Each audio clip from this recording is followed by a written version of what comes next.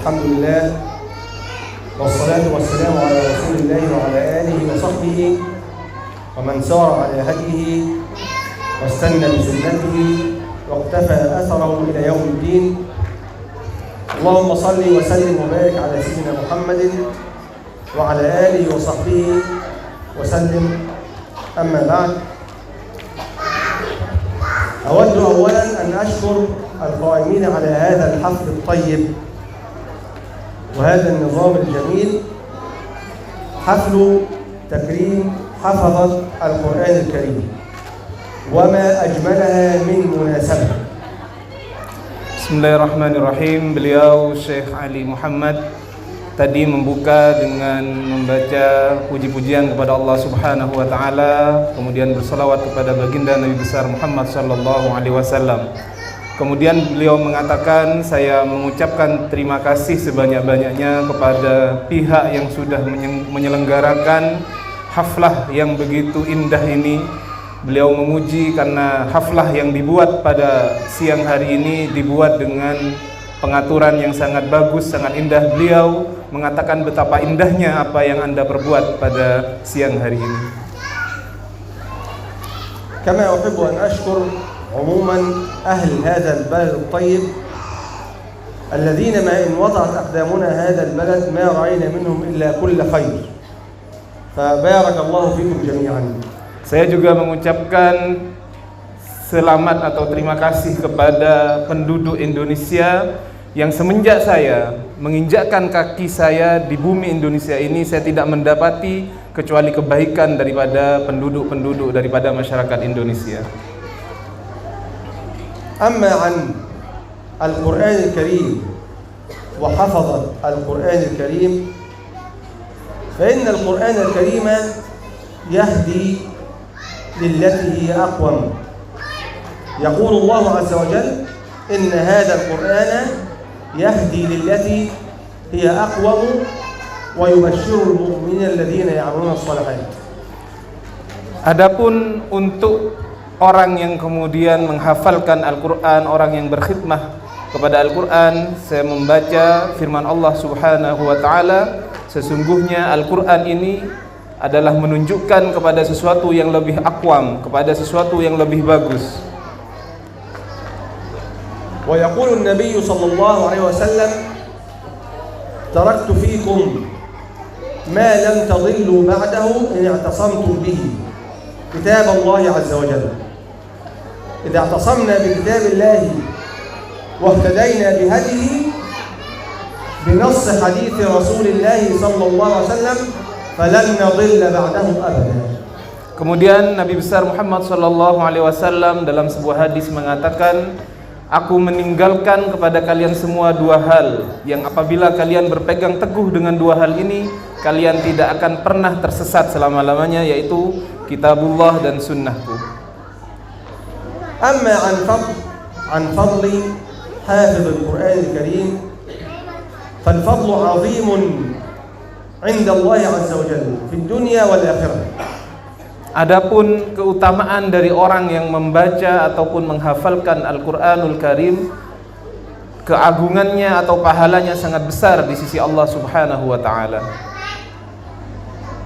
يقول الله عز وجل في كتابه العزيز ثم أورثنا الكتاب الذين اصطفينا من عبادنا. ثم أورثنا الكتاب القرآن الذين اصطفينا من عبادنا. إذن أهل القرآن هم مصطفون من قبل الله عز وجل. Allah Subhanahu wa ta'ala berfirman dalam Al-Quran yang artinya, sungguhnya kami telah mewariskan Al-Quran ini kepada orang-orang yang telah kami pilih. Artinya apa? Orang yang kemudian dimuliakan oleh Allah dengan Al-Quran, orang yang menghafalkan Al-Quran adalah orang-orang pilihan daripada Allah Subhanahu wa ta'ala. Wa yaqulu an-nabiy sallallahu alaihi wasallam, khairukum man ta'allama al-Qur'ana wa 'allamahu. Afdalun nas 'inda Allah 'azza wa jalla kama yaqulu an-nabiy khairukum afdalukum man ta'allama al-Qur'ana wa 'allamahu. حفظ القرآن ولم يقف عنده بل علمه غيره. فهذا هو أفضل الناس عند الله عز وجل. Nabi Muhammad SAW bersabda, paling baiknya kamu sekalian adalah orang yang kemudian belajar Al-Quran dan mengajarkannya. Orang yang sudah belajar Al-Quran, orang yang sudah menghafalkan Al-Quran tidak berhenti di situ, tapi dia yang kemudian mengajarkan Al-Quran itu kepada orang lain, sehingga dia memperoleh daripada sebutan kaum yang terbaik atau orang yang terbaik di sisi Allah Subhanahu wa Ta'ala. كذلك قارئ القرآن يعطى من الأجر ما لا حصر له.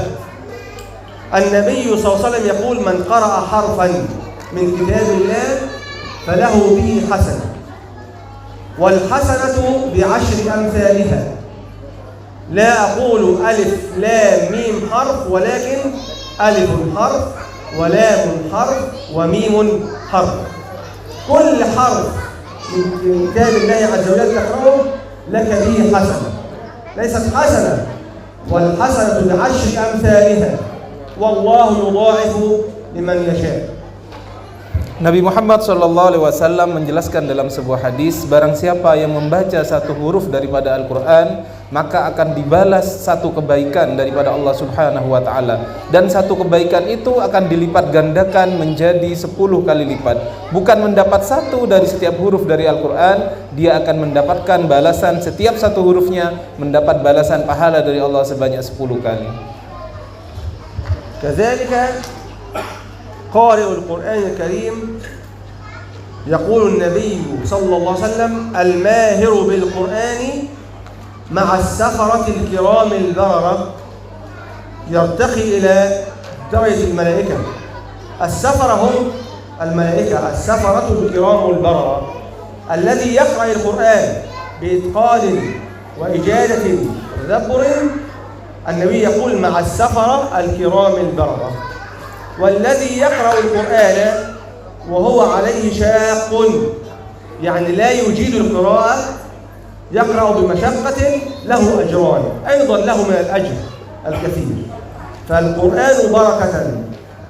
Nabi Muhammad SAW bersabda dalam sebuah hadis, barang siapa yang mahir, yang pandai membaca Al-Quran, maka dia nanti akan bersama malaikat. Barang siapa yang kemudian membaca Al-Quran dan dia susah membacanya, sulit membacanya, maka dia akan mendapatkan 2 pahala. كذلك القرآن الكريم يشفع لأصحابه. النبي يقول: اقرأوا القرآن فإنه يأتي يوم القيامة شفيعا لأصحابه، يشفع لأصحابه أو لأصحابه عند الله عز وجل، شفيع لأصحابه عند الله عز وجل. Nabi Muhammad SAW juga bersabda, barang siapa yang membaca Al-Quran, maka nanti dia akan mendapatkan syafaat dari apa yang dia baca itu di hari kiamat. كذلك النبي يقول: يأتي القرآن يوم القيامة ويقول: يا ربي حلي، أي حلي صاحبي، حلي من حفظ القرآن الكريم. كيف ذلك؟ ما معنى حلي؟ يعني اجعل له شأنا، اجعل له حلية، فيلبس تاج الكرامة، يوضع التاج على رأسه، تاج من نور، ثم يقول القرآن: يا رب زده، زد حافظ القرآن حلية، فيلبس حلية الكرامة، لباس من نور، فيقول القرآن: يا ربي ارضى عنه. القرآن يتحدث: ارضى عنه يا رب، هذا بأمر الله عز وجل. فيقول المولى عز وجل: رضيت عنه، فيقال له: اقرأ وارتقي في درجات الجنة بفضل قراءة القرآن الكريم وحفظه. Di antara kemuliaan yang akan diperoleh orang-orang yang menghafalkan Al-Quran, orang-orang yang membaca Al-Quran di hari kiamat, nantinya Al-Quran akan berkata kepada Allah Subhanahu wa Ta'ala: wahai Tuhan, berilah perhiasan kepada orang ini, berilah dia kemuliaan. Kemudian Allah Subhanahu wa Ta'ala memberikan penghormatan kepada orang yang menghafal Quran. Orang yang kemudian membaca Al-Quran diberikan sebuah mahkota yang sangat indah, yang bersinar. Kemudian Al-Quran berkata lagi kepadanya: ya Rabb, tambahkanlah daripada perhiasan kepada orang ini. Kemudian Allah menambahkan orang yang menghafal Quran, orang yang membaca Al-Quran akan dipakaikan oleh baju kehormatan yang ada di hari kiamat nanti. Kemudian Al-Quran berkata kepada Allah Subhanahu wa ta'ala, ya Rabb, ridailah hamba ini, maka aku telah meridai mereka. Allah berkata, aku telah meridai mereka, dan Allah berkata, Iqra wartaqi, bacalah dan naiklah derajatmu nanti di surga. كذلك قارئ القرآن وحافظ القرآن لا تمسه النار. ماذا؟ لا تمسه النار. نعم، يقول النبي صلى الله عليه وسلم لو جعل أو لو كان هذا القرآن في إهاب لم تمسه النار. ما معنى إهاب؟ يعني إذا وجد في قلب، إذا حفظ أحد القرآن الكريم وكان في قلبه فإن الله تبارك وتعالى يحرم هذا القلب وهذا الجسد على النار. فضل عظيم من الله عز وجل. Termasuk daripada kemuliaan yang akan diperoleh daripada orang yang menghafalkan Quran adalah diharamkan jasadnya nanti disentuh oleh api neraka. Maksudnya bagaimana? Orang yang menghafalkan Al-Quran, yang di hatinya terdapat Al-Quran, maka tidak mungkin api neraka akan berani menyentuh daripada kulitnya, akan diselamatkan dia daripada api neraka yang kemudian itu menjadi penghalang, Al-Quran itu menjadi penghalang antara dirinya dan api neraka. ولكن الفضل من الله عز وجل لا يتوقف عند قارئ القرآن فقط أو حافظه، بل يتعدى ذلك إلى والديه. والديه نعم، يكسي قارئ القرآن والديه حلتين يوم القيامة كما كسي هو، فيقولان بما كسينا هذا، يعني نحن لن نحفظ القرآن الكريم فبما كسينا هذه الحلة، فيقول بحفظ ولدكما القرآن. الوالدان عليهما حلة يوم القيامة أيضا بفضل حفظ الولد للقرآن الكريم. Kemuliaan yang diberikan oleh Allah Subhanahu wa ta'ala kepada orang yang menghafalkan Quran tidak hanya diberikan kepada penghafalnya saja, bahkan dari saking mulianya Al-Quran, kemuliaan yang diberikan Al-Quran kepada orang yang menghafalkan Quran diberikan juga kepada kedua orang tuanya. Di hari kiamat, orang tua, orang yang berhasil mendidik anaknya menghafalkan Quran akan dipakaikan oleh Allah Subhanahu wa ta'ala dengan baju yang sangat indah, dengan baju yang kemudian bersinar, yang sinarnya melebihi cahaya matahari di dunia. Maka orang tuanya pun bingung dan bertanya, ya Rabb, kenapa saya dipakaikan baju seperti ini? Karena engkau, jawab Allah Subhanahu wa ta'ala, karena engkau telah berhasil mendidik daripada anak-anakmu untuk menghafalkan Al-Quran. كذلك يقول أحد الصالحين ويوسف الإمام الشافعي يقول من أراد الدنيا فعليه بالقرآن، ومن أراد الآخرة فعليه بالقرآن، ومن أرادهما معا فعليه بالقرآن. من أراد الدنيا من رزق ومكانة وشرف فليحفظ كتاب الله عز وجل. النبي يقول إن هذا الكتاب يرفع أقواما بفضل القرآن الكريم. ومن أراد الآخرة، الفضل عند الله عز وجل والفوز بالجنة، فعليه بالقرآن. ومن أرادهما معا، الجنة والدنيا، فعليه بالقرآن. Salah satu salihin yaitu Al-Imam Syafi'i pernah mengatakan, barang siapa yang menginginkan kemuliaan dunia hendaklah dia kembali kepada Al-Quran. Barang siapa yang kemudian menginginkan kemuliaan di akhirat hendaklah dia kembali kepada Al-Quran. Orang yang menginginkan kemuliaan berada di dunia, orang yang kemudian menghafalkan Quran, berkhidmah kepada Al-Quran, membaca Al-Quran di dunia, maka akan dimudahkan hidupnya di dunia. Dia akan mendapatkan posisi yang diistimewakan oleh Allah Subhanahu di dunia. Orang yang kemudian menghafalkan Quran, membaca Al-Quran, khidmah terhadap Al-Quran, akan dimudahkan urusannya nanti di hari kiamat. ونختم بهذا الأمر. ما هي الآداب التي يجب أو التي من الأولى أن نلتزم بها عند قراءة القرآن الكريم؟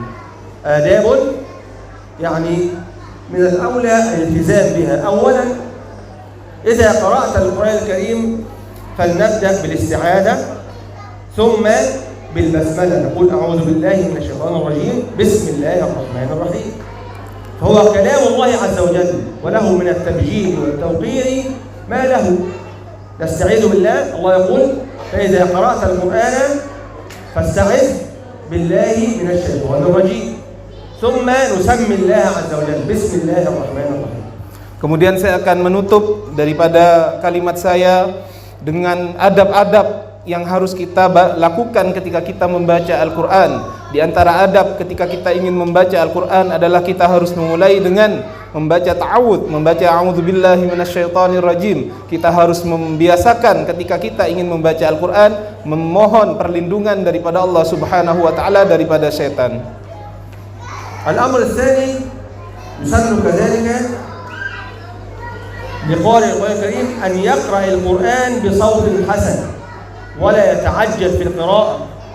الله يقول ورتل القرآن ترتيلا، فلا بد علينا عندما نقرأ أن نقرأ بصوت حسن وبتدبر لمعاني القرآن الكريم.